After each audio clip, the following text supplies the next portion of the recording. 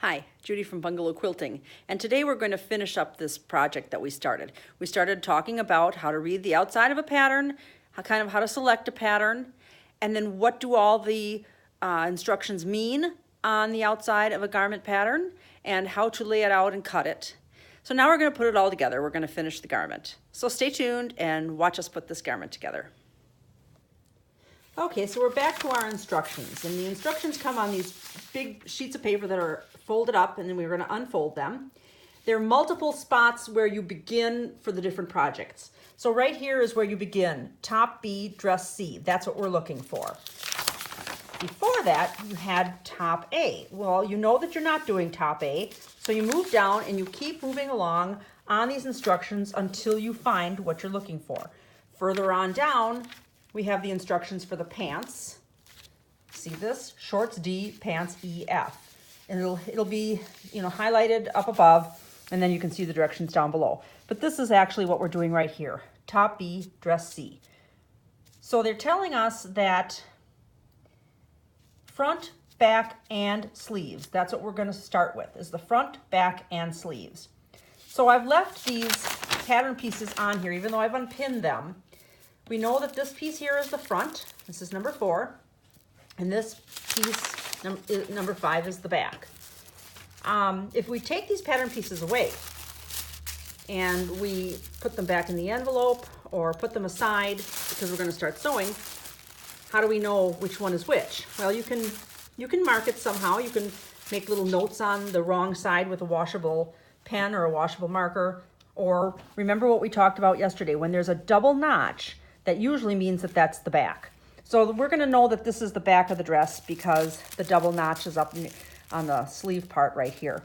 That's going to mean that that's the back. That's going to be pretty consistent with blouses and shirts and pants too. Where there's a double notch, usually it indicates that that's the back.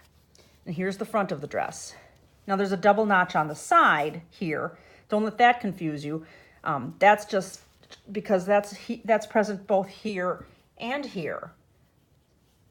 But here it's different in the sleeve hole. There's a double here and a single here. And in the sleeves and in the crotch, that's generally consistent across pattern companies, that will mean the front or the back.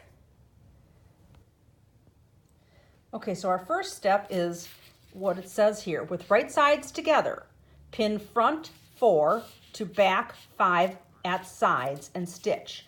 So you're going to pin it along these sides and you're going to stitch. With current patterns, they sometimes don't have the same seam allowance from one pattern to the next. With the big 3, they usually say that it's a 5/8 inch seam allowance. That's not consistently true on every single pattern anymore.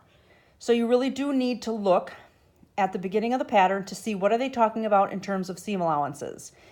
And seam allowance also is not a term that you're born with, but that you're born knowing. Seam allowance is the distance between the stitching and the actual edge of the cutout piece. That's your seam allowance. How much fabric do you allow there to be between the seam and the outside edge of the garment? And typically it's 5/8 of an inch. With quilting, it's 1/4 of an inch seam allowance. So I'm going to start sewing and I'm going to show you what I'm talking about in terms of seam allowance and how to check where that is on your sewing machine so that you do that accurately. Okay, now I've got my sides pinned together.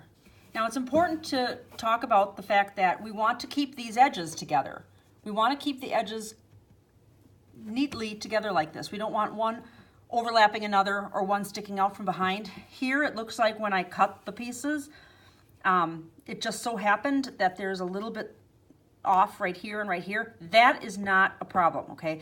Some people are going to look at that. New sewers, they would pin their stuff together and they would say, oh, but it's off here. Well, it's not off here. It's not off down here at all. They're very closely matched together there. You see that? But because when you cut with a scissors and a pattern, it's never, ever going to be perfect. How we're going to make that perfect later is what I'm going to show you also, and that'll solve the issue of this looking, poorly like that. But this is within a margin of error because it was just probably the way it was cut and not that there's any major flaw or major problem. So we've got this all pinned together so that the edges are closely approximated, all right? I matched the notches rather than matching up here. But when I make my 5/8 inch seam allowance, that is going to match. That is going to be together right there on the edges.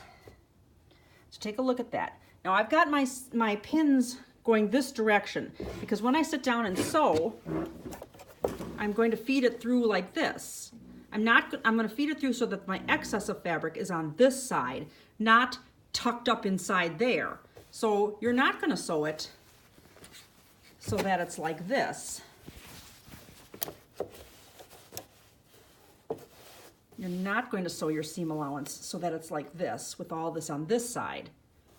You're going to sew it the other way. Now I know that some of this seems like it's common knowledge or common sense, and it probably is, but the thing is, and I keep repeating this expression over and over again, is that nobody is born with this knowledge. I know that when I sit down to work on my computer, there's a lot of things that I don't know simply because no one has told me. And like I said, no, I wasn't born with that knowledge and nobody told it to me, so how am I ever going to know it? So these videos that I'm showing are for the most basic beginner sewer because some people have these questions and they don't get them answered otherwise. Okay, let's go back to talking about seam allowance. So I've got thread in my machine. I put gray thread in there because I always sew with gray thread because it tends to absorb color around it. And if you don't want to be changing your thread to a million different colors as you're sewing, gray or cream is a good option. I find that it's probably the one that I run out of the most in the shop is cream and gray because everybody uses them for everything. Now, if you're going to go around to the front and do top stitching, absolutely you're going to need to change your thread color and change it to match your garment. But for the inside seams like this, gray is going to be good. So on the machine here, there are markings. See that? There is 3/8, 4/8, and 5/8. 3/8, 4/8, and 5/8. There's my needle right there.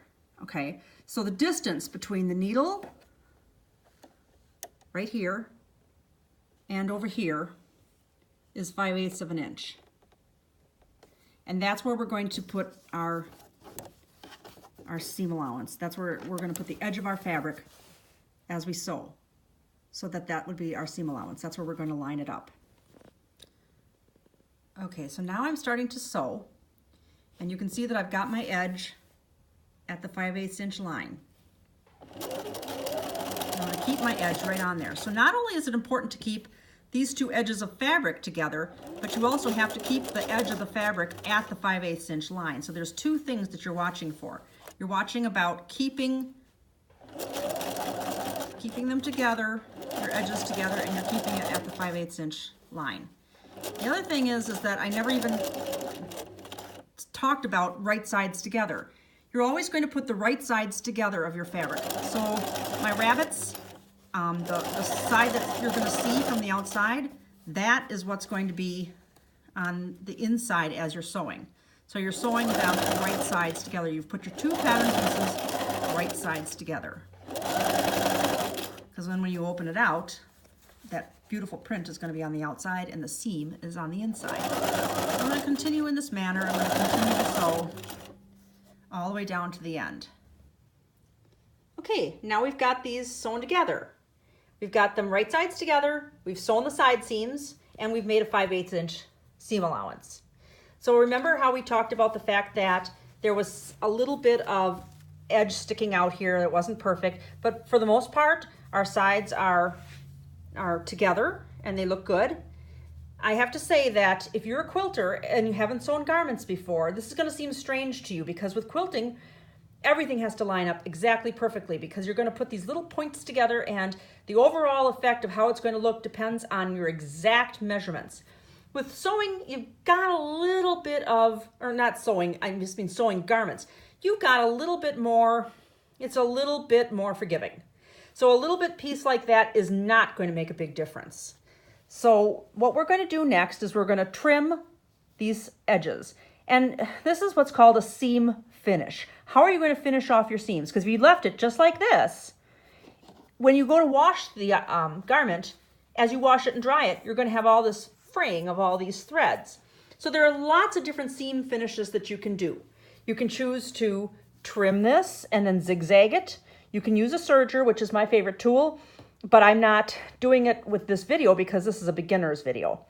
I love to use a serger. It's revolutionized my life, but you got to get the basics down first. So then what we're going to do is we're going to trim this with the scissors, and we're going to trim it so that all the edges are even. And I'm not going to trim it close to the seam line. I am definitely not going to do that, because if you cut too close to that, you're going to have a hole, and it's just not good practice. So what I'm going to do is I am going to estimate. I'm going to probably cut off about 1/8 of an inch from the edge here. I'm going to cut all the way down along that seam edge 1/8 of an inch. And then I'm probably going to zigzag it. There are French seams, there are flat felled seams, and all those are appropriate, but this is a little girl's dress and it's a beginner project, so we're just going to focus on basic seam finishes. Okay, now I'm trimming off these edges here, and this is about as much as I want to trim, and I'm not going to get too close to that seam. Now it's okay to cut off those notches. Now I give you permission, you can go ahead and cut off those notches. And this is just going to even out that seam allowance, make it look nice and neat. See that, how nice and neat that looks? So we're going to do it to both sides. Okay, I'm over at the machine now, and I've changed my foot on the machine to the zigzag foot. It's important to remember to do that, because if you don't, and you set your machine for zigzag and the needle starts going back and forth to do the zigzag, you're going to hit the metal on the foot and you're going to break your needle. You're going to do it eventually, everybody does. But I'm just telling you up front now that you need to change that to a zigzag foot. Then you need to change your setting on your sewing machine to do the zigzag. So here's mine, and I'm going to turn it to about a 3, the stitch width. And I can see that the stitch width is at about a 3. And that's what creates the zigzag stitch. So now I'm ready to finish off my seam allowances. And this is how we finish off seam allowances. We do the zigzag stitch so that it wraps the outside of that edge. You want to overlock, I guess is a word that you can use, but you're wrapping the edge of that with thread by doing the zigzag stitch all the way down so that you prevent unraveling in the washing and drying process. This is what a serger does, and this is why I love a serger. A serger will automatically sew the seam, trim the seam, and do the seam finish at once. So if you become a serious garment sewer, you're really going to want to get a serger. It really makes a big difference. You can get things done really fast. But for now, we're going to do the zigzag stitch all the way down, and we're going to overlock our edges.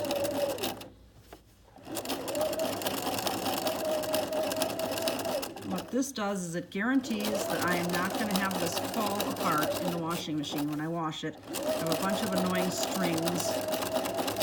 Now, we never really talked about pre-washing versus non-pre-washing fabrics. There are a couple schools of thought with that.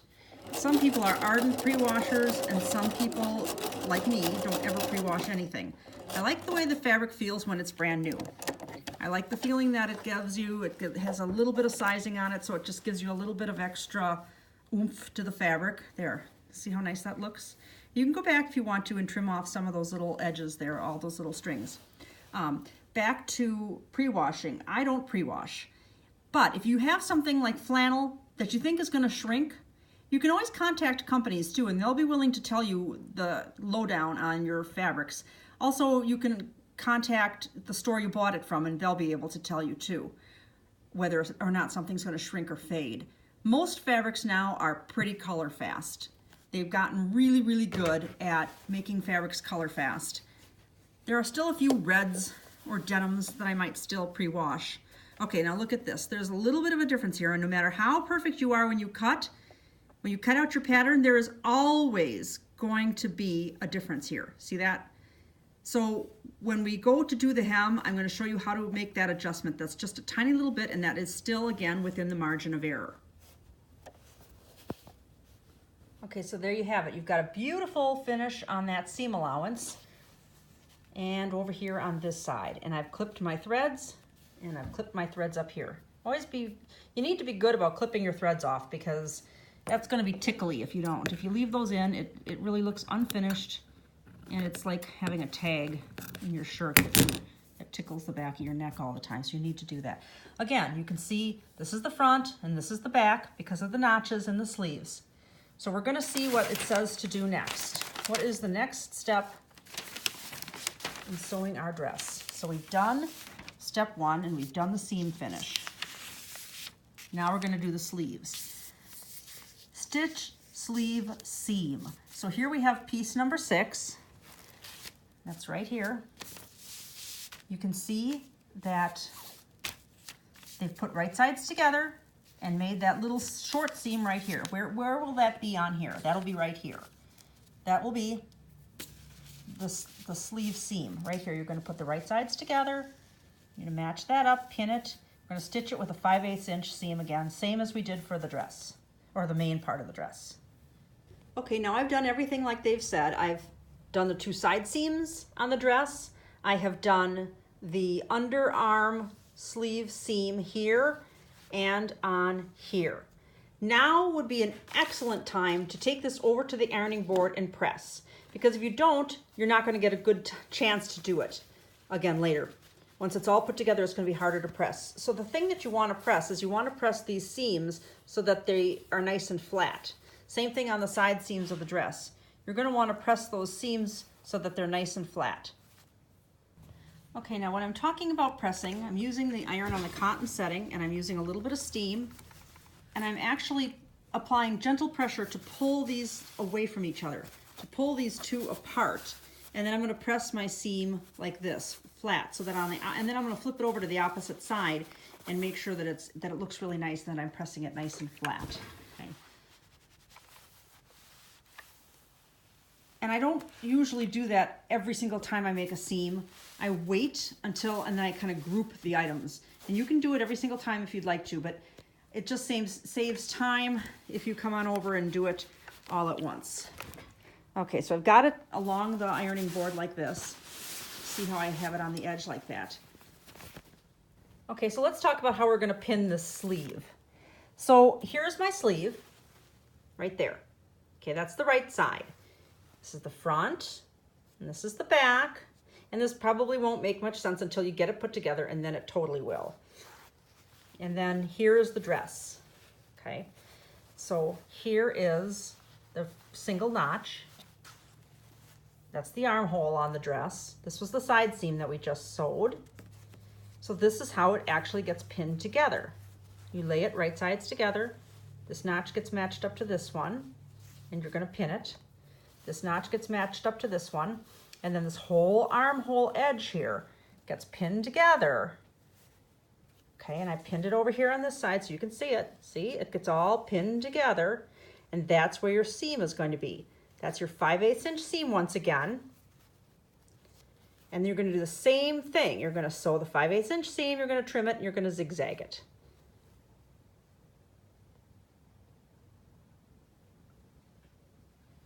Okay, so here I'm sewing this underarm seam.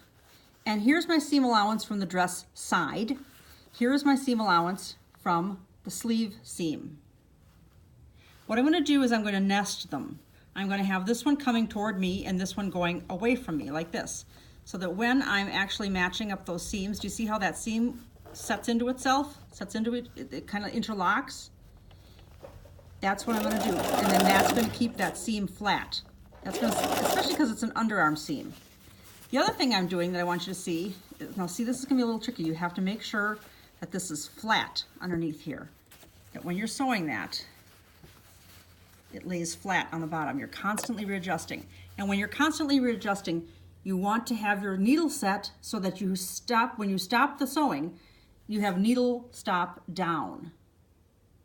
So I don't know, not all machines have that capability. This one does, where you push that little button and your needle, when you automatically stop sewing, your needle will go down into your fabric, and that will allow it to be held into place while you manipulate those seam allowances, while you manipulate those edges, to keep those edges together while you're sewing, and to keep your notches together.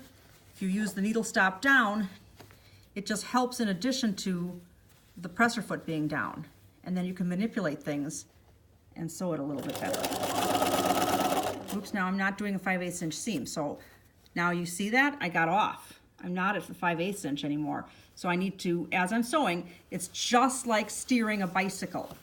You're gonna, if you get too close to the curb when you're on your bike and you're riding in the street, you gradually, you don't jerk your bike back. You're gradually going to move toward the road where you want to be. You don't want to be on that curb. So you're gradually going to direct this fabric this way so that you go back to your 5/8 inch seam allowance. Okay, now I have my sleeve sewn completely in, and what this pattern is telling me to do is to sew a second seam line, a second seam next to it about 1/4 inch away.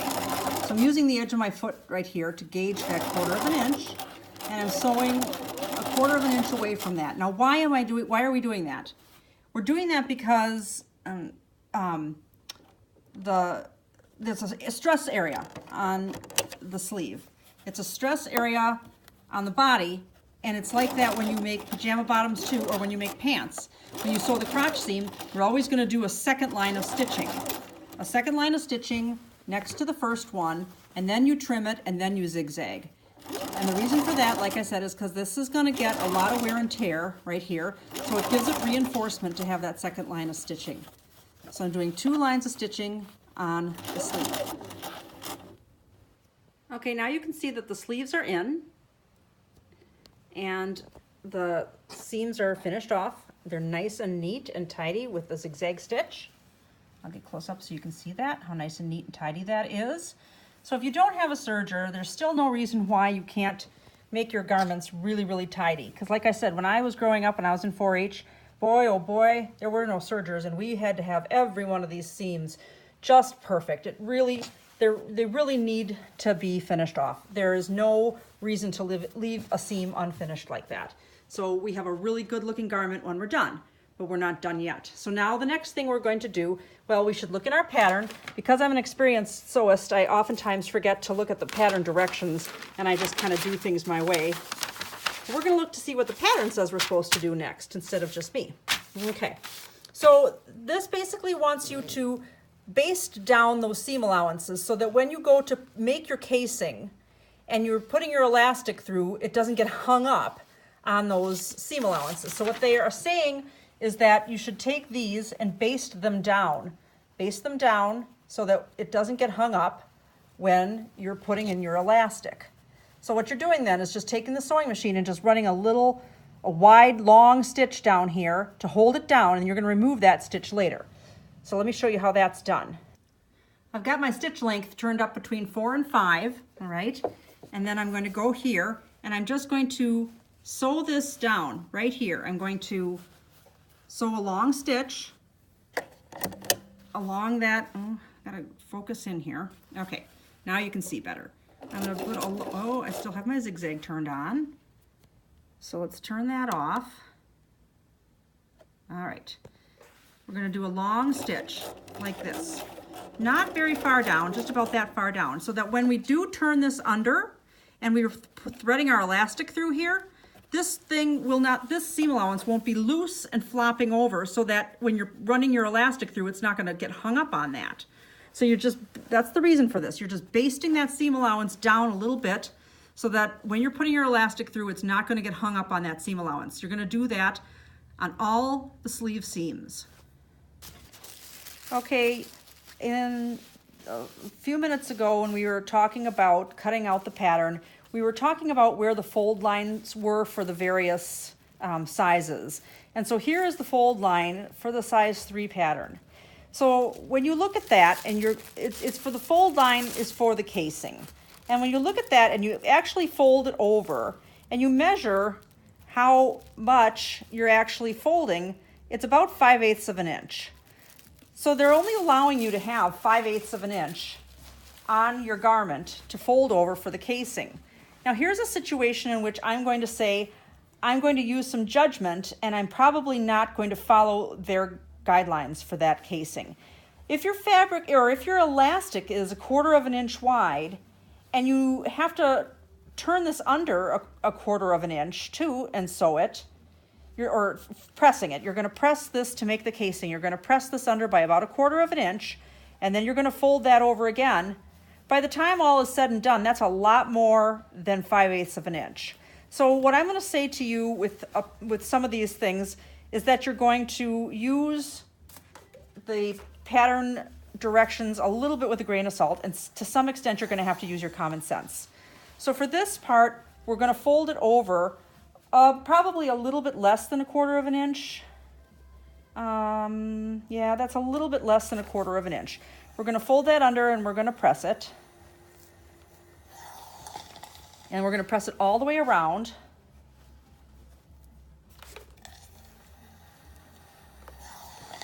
Because that will give us a little assistance when we try to roll it under. It'll already be pressed, and that'll be helpful. Now here is where we did that basting, where I showed you that we basted so that this seam allowance, when you go to fold this down and you're threading your elastic through that tunnel, basically what you're making is a tunnel. So when you're threading it through that tunnel, you've got that seam allowance basted down, and your pin won't catch on that and keep you from being able to go through the tunnel to get your elastic all the way through. So I'm going to go all the way around with this, all the way around, turning under that little bit there.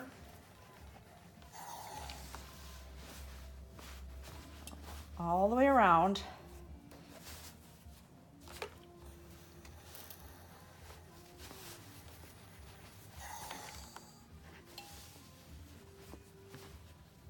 Okay, and now we're back to the beginning. And so when we get back to the beginning and we're done pressing all the way around, what we're going to do is we're going to turn this under. Now remember I said your elastic is going to be 1/4 of an inch. So if your elastic is 1/4 of an inch, let's go on the inch line here. This is the inch, and up here, so that's 5 and that's 4. This is actually going to be about 5/8 of an inch here. So the total amount was more than that you're turning under. If you add 1/4 of an inch to 5/8, you're turning in more than what they show on the pattern. So you're just going to use your judgment. So we're going to pin this down like this all the way around, and then we're going to sew our casing. Okay, so when I have my little sewing students in here and I'm doing a casing, I always tell them that they're going to sew very close to the edge without falling off the cliff. So that's exactly what we're going to do. And we're going to back stitch here. Now I've got white thread because this is the wrong side of the dress. There's green thread on my bobbin so that on the other side it's going to be green. All right, so I'm going to back stitch here. And see that I'm sewing right on that edge without falling off the cliff. Now there could be a couple problems here. If you sew too far into the middle, number one, you're not going to be able to thread your elastic through there. And number two, this is going to come out and flip up and flip out. See that? That's a raw edge that you don't want flipping out. So you want that to stay down. So you're going to sew right on the edge without falling off the cliff. That's what we're talking about when I say right on the edge without falling off the cliff. And I almost fell off the cliff there. So we're going to stay right close to that edge. Now this is where we have the basting stitches in so that that seam allowance stays nice and flat. So it also helps not just for when you're threading your elastic through, but also when you're stitching it down to keep that seam allowance nice and flat.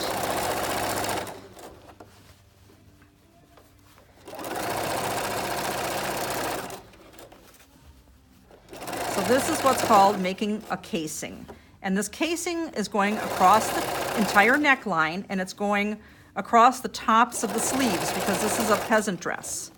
And it's just the sleeves kind of connect up and join up with but this is how to make a casing. You've heard that term casing before. When they put sausage in a casing, it's the same basic concept as they're putting something inside of a tunnel or inside of a tube. That's a casing. It encases the elastic. Now we're going to stop because further down, we're not going to go all the way to the end where we started sewing because we want to leave an opening to thread our elastic through. Now there I'm back stitching, and let's see what it looks like from the other side. There we go. See?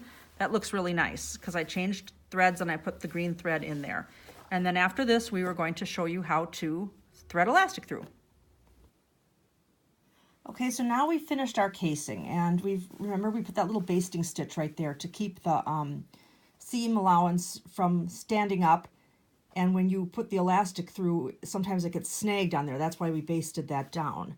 So when you are putting elastic into a casing, I know that this sounds rudimentary, but like I said before, nobody's born with this knowledge, and so I'm going to show people how to put elastic into a casing. You take your piece of elastic, it's got to be smaller than the actual casing that you made. This looks like it's going to fit great. That's why when we talked about sewing the casing down, I made it a point to say that you have to stay right close to that edge without falling off the cliff, because you don't want to have it be too narrow. If you have too narrow of a tunnel, you won't be able to get your elastic through. So this elastic looks like it fits really well.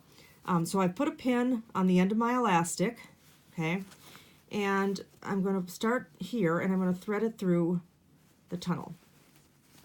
So it's a two-handed project, and a lot of times my 12-year-olds really have a hard time with this, and because nobody's ever taught them this skill. So you're really basically you're pushing with this hand, and with this hand you're pushing it onto the pin. So you're pushing the pin this direction with one hand. I don't want to say with your right hand, because if you're left-handed it's going to be different. But you're just pushing that pin all the way through, all the way through. Now here's where that's going to come in handy, where I did that little basting thing, because sometimes it's very hard to get the pin past that seam allowance. There we go. See, it went right past, because we basted it down. And it might not make sense until you're actually doing it as to why you need to hold that seam allowance down there so that it doesn't get all snagged up on it. I remember being a student in 4-H and just really having a hard time passing my elastic through my casing, because when I would get to a seam allowance, it just wouldn't let you past. There we go. It just goes right through. And then you're going to come all the way around. Now if your elastic is shorter, which it should be, it'll be shorter than your casing because you want it to be gathered. You might want to put a pin on the other end too to keep that from sliding through, and then you lose it into the tunnel and you have to work it back out. You know how that is, like when you have a sweatshirt and you lose the tie of the hood inside the hood. Okay, once again, this basting thing worked out really well because I slid right past that seam allowance. So basting that seam allowance down works nicely. I'm going to come all the way around, and now this you're going to do the same thing on the bottom of the sleeves, being really cautious not to make the sleeves too tight, because there's nothing worse than elastic on a sleeve that is so tight that it's cutting off your circulation. All right, so there we go, coming out of the rabbit hole there. Pull that through. And then when we go to sew this together, this elastic, you're going to make sure that it's not twisted. You're going to work the whole way around the casing and make sure that it's flat. The whole way around, make sure that it's flat, that it's not twisted in there. And then when you've determined that it's not twisted, then you're going to overlap these, go to the sewing machine and sew them together. So you're going to sew them together, you're going to overlap like this, and then sew across that. Okay, there it is. I put it up against a white background so that you can see how it looks when it's done. So the casing is done on the sleeves, done the same way that I showed you up here on both sleeves. And then when you sew those ends of the elastic together, you just slip them inside and then sew the open area closed, which is what we did up here. And there you have it. The hem is done basically the same way that the casing is done. You're turning a 1/4 inch under, and then turning it under about a 1/2 inch, and then press. And there's an easy little peasant dress. This, by the way, was a Simplicity pattern. I'm not sure if they are still printing this or not, or if it's out of print, but this is a pattern easily that you could find online if you just do a search, patterns for a simple peasant dress for a little girl. And thank you for watching the video. I know it was long. You could pick and choose which parts you wanted to see, but I really hope you enjoyed this and pass it on to another beginner. Thanks.